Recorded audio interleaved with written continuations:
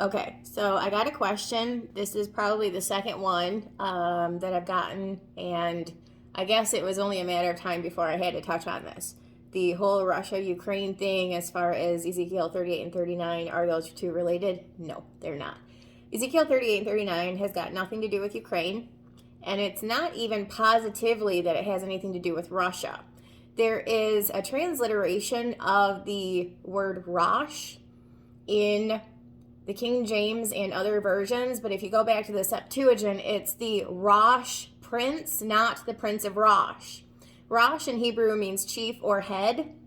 So depending on what Bible translation you pick, it is either the Prince of Rosh, Meshach and Tubal, or the Rosh Prince of Meshach and Tubal, which is actually the accurate thing, is the Rosh Prince of Meshach and Tubal, not the Prince of Rosh. So, whether it winds up being because the land of Magog, and that's what the prophecy in Ezekiel 38 and 39 says. Prophesy against Gog, the chief prince of Meshach and Tubal, and say unto him in the land of Magog. You know, all that stuff. So Gog and Magog, all that jazz. But people have assumed that it's either going to be Russia or Turkey at the helm, and as per the many videos and even the book that I wrote that addresses this, it was literally the very first thing I wrote about in the End Times Timeline, A Journey Through the End of Days. My first book, part 1, was Ezekiel 38 and 39. So we don't know for sure if it's Russia.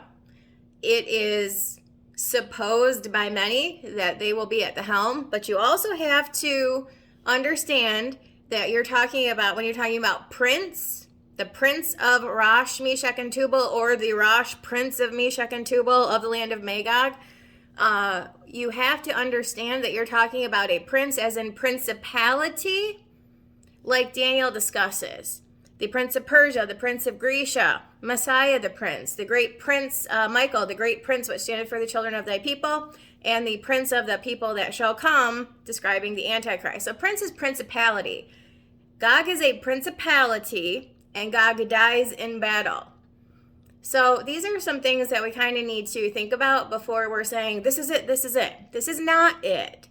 And whether Russia is even part of it is still kind of up in the air. You guys can do your own research as far as that goes.